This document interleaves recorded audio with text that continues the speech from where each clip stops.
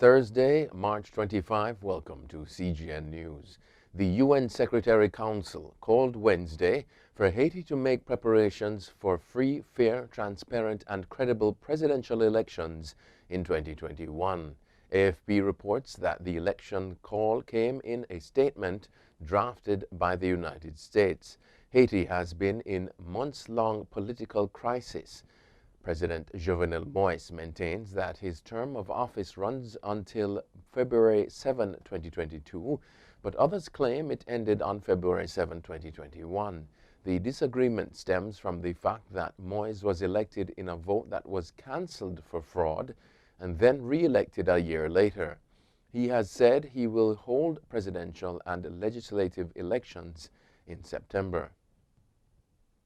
Switzerland says as of April 5, travelers from the United States and Britain will no longer need to quarantine upon arrival due to falling COVID-19 infection rates, but Jamaica and others have been added to the red list. Switzerland puts countries and regions on its red list for quarantining once COVID-19 infection rates remain significantly higher than Switzerland's own infection rate.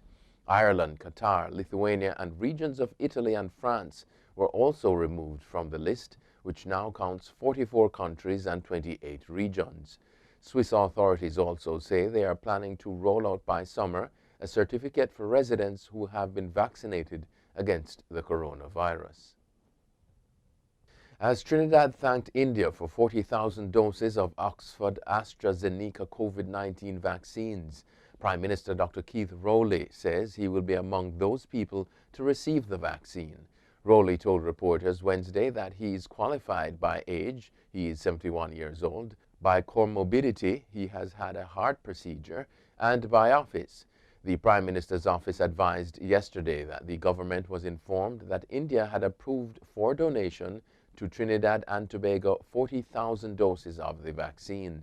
In the same statement, the Prime Minister informed additionally the People's Republic of China has offered 100,000 doses of COVID-19 vaccines to the government. A pastor in Jamaica is now in custody after he posted a video of himself saying Prime Minister Andrew Holness, his family, as well as parliamentarians will go down for locking down the church. Reverend Peter Chambers was detained following an operation at his house in St. Anne on Wednesday. Assistant Commissioner of Police Anthony McLaughlin of the Counter-Terrorism and Organized Crime Branch, CTOC, told RJR News that the pastor will be questioned for alleged breach of the Cybercrimes Act. Chambers has been waging a campaign on social media against Holness and the government's measures to limit the spread of COVID-19. He sparked controversy when, in one of his videos, he said that Holness had to go down as he was fighting against the church. As part of its containment measures, the government has placed limits on places of worship. India has placed a temporary hold on its exports of the AstraZeneca vaccine made by the Serum Institute of India. It had to take this drastic measure to meet domestic demand as its coronavirus cases continue to rise. Reuters reports that no shipment of the vaccine has left India since Thursday. The Serum Institute is the world's biggest vaccine maker, and India has shipped over 60 million doses. Indian Prime Minister Narendra Modi decided to widen its inoculation drive by including everyone above 45 from April. With 11.7 million cases, India has reported the highest number of coronavirus infections after the United States and Brazil. North Korea has fired 2 ballistic missiles into the Sea of Japan, says the US and Japan, the first such test since Joe Biden became US president. Pyongyang is banned from testing ballistic missiles considered threatening weapons under UN Security Council resolutions. Both Japan and South Korea have condemned the test. It comes just days after North Korea reportedly fired 2 non-ballistic missiles into the Yellow Sea. Japan said no debris had fallen within its territorial waters. A team of international and Chinese scientists is poised to report on its joint search for the origins of the coronavirus that sparked a pandemic after it was first detected in China over a year ago. with 4 theories being considered. One is the clear frontrunner, experts told the Associated Press. The lengthy report is being published after months of wrangling between U.S. and Chinese governments over how the outbreak emerged. It wasn't immediately clear when the report will be released after its publication was delayed earlier this month.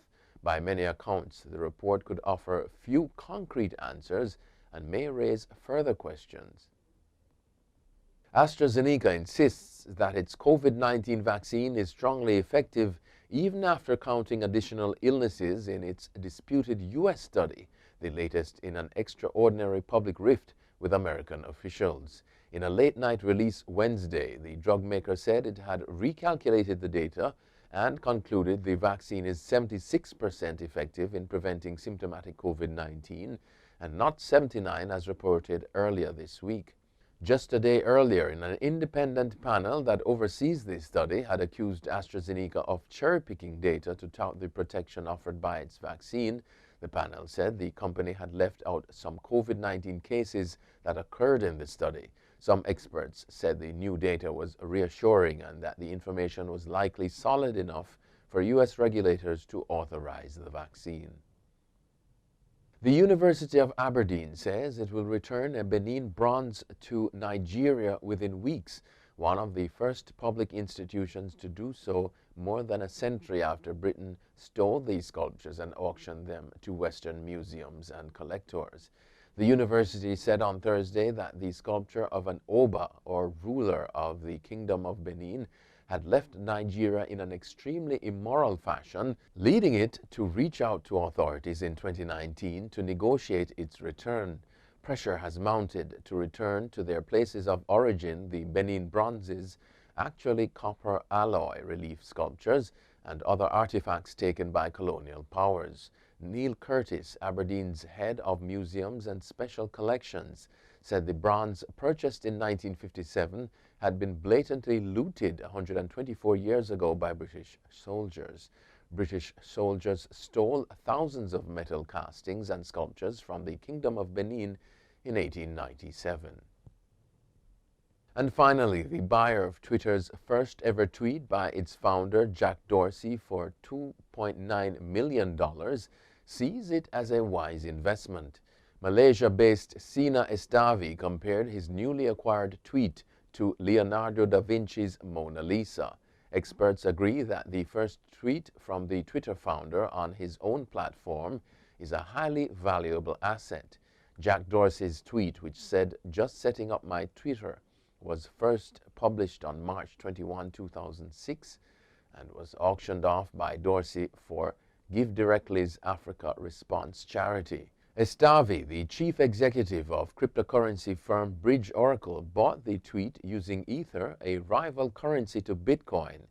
It was sold as a non-fungible token, a unique digital certificate that states who owns a photo, video, or other form of online media. That's it for CGN News. I'm Scott Wilson. Thanks for watching.